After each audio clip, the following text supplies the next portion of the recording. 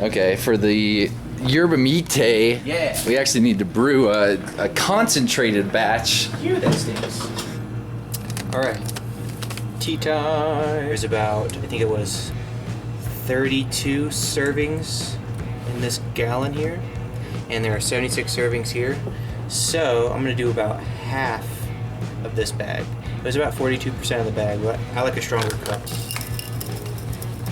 We are making hot tea, but with the yerba mate, you want to protect the nutrients in it. So what we're going to do is we're going to add some room temp of this distilled water.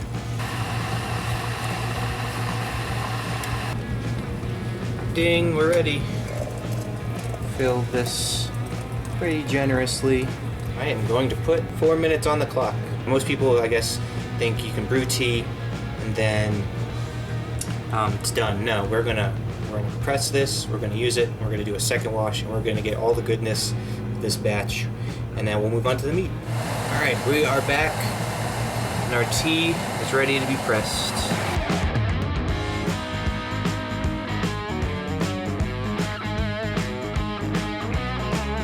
All right, there you have it, yerba mate.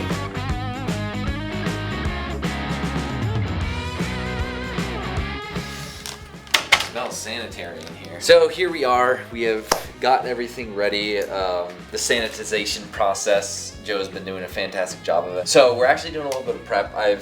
Me and Joe both have been taking a lot from this mead making book. It's really showing a lot of insight into this stuff. One of the things being our introduction of fruit and how it really needs to be worked into the secondary process, and not so much the must, which is why our first attempt on fruit was a little bit aggressive with those apples. So we're learning. We're going to be doing a 5-gallon big batch of our orange blossom. Our orange blossom honey. So that's going to be 15 pounds of honey into this bad boy. And we're going to be actually using this time some yeast nutrient and energizer to make sure that it has enough good stuff to take care of that much honey and that much mead. So there's actually 2 packs of yeast going into it. So it's a little bit more advanced as far as scaling up a recipe, but so far honey is, it's easily scalable. So it's gonna be really interesting to see how this comes out. I think he was showing you guys brewed up his yerba mate tea. Oh yeah. Which is all prepped in here. It looks like swamp water. But hopefully it doesn't taste like that. Hopefully it doesn't taste like that. So we'll be introducing that. That's gonna be super easy because all we're doing is using that gallon of water in the 2-gallon bucket, mixing in the honey and then the yeast as well, and then it's good to go. I don't know if I'd mentioned, we're actually, with the suggestion of the book, prepping the yeast a good time before to really give it a chance. Going in there to mix up our must. 2 teaspoons of nutrient, 1 of energizer. First things first, we're going to add 2 teaspoons of this. So there's 1, there's 2. And this will really give the yeast the ability to produce at its best qualities. Okay, that's close enough. With that stuff added, now we can start to add the honey. There it goes. You need to make sure you get this nice. Oh goodness, maybe I put too much water in this.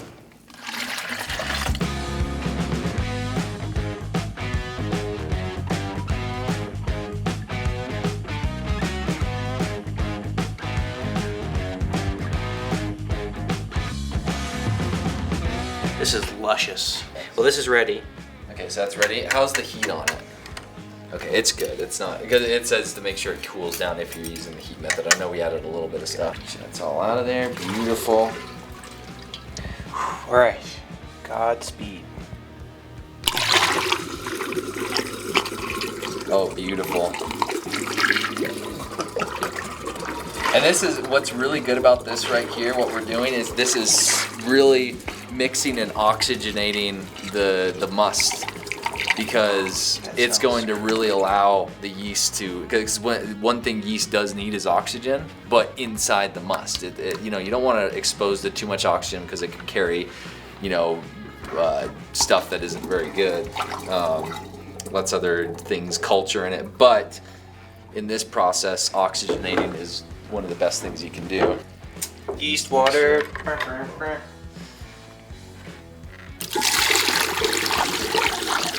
Look at that. Look at that go. Wow, look at it at the bottom there. Look at that go right there. Now we just need to fill it up till it's about right here. To make sure there's as little surface area as possible. Getting a hole in one right now. We look like robots on a Disney ride. Let it rise. Okay, go back. I can feel a lot of pressure on the boons. Look at that. Beautiful bitch. Hot diggity dog.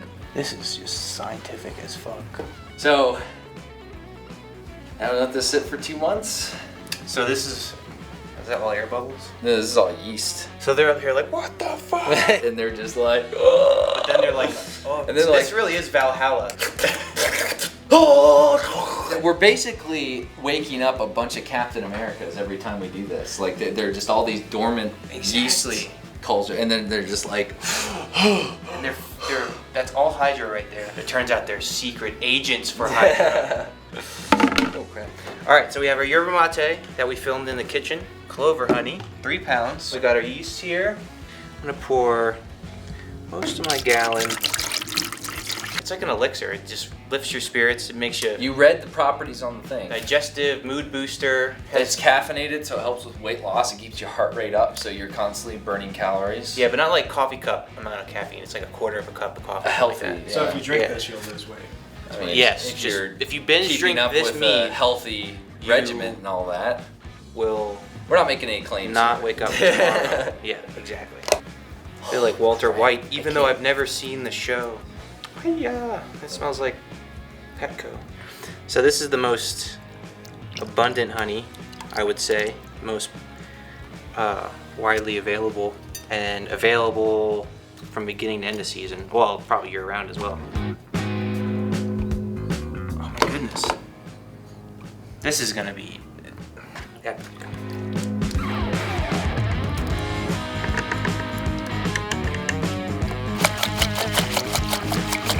Look at that fucking tornado. Man, you're getting deep. You keep pressing it to get some bubbles out if you want, and then it'll get back to normal. Cause that way, once it gurgles, it'll keep evening out. It'll give us some extra time. It will. I'm gonna do one more. That's fun. It's fun seeing the bubbles. Ooh, that is not a G. Guayaki yerba mate. No, yerba mead tea. Yerba mead tea. AKA. I was so excited to have such a clever name. That'll be. No, these are the ingredients. Okay, that's cool. June 10. 2016, baby. Whoosh, we did it. Man, you are sticky. Yeah, see, but yeah, I mean that's the next batch. I mean we are going to be doing another batch next week with, you know, we're doing 4 1 gallons again, or the 4 2 gallons, whatever you say. Testing out some new recipes, and then, you know, after we, of course, like I was saying, beer/cider the week after that, and then once we get a chance to taste and come back from RTX, our newest batch with like the Skyrim and Tart Cherry, we might try to do another big batch of one of those possibly. So we'll see you guys next time on more mead adventures with me and Joe. See you soon. Woohoo! Sweet. Go Joe, go.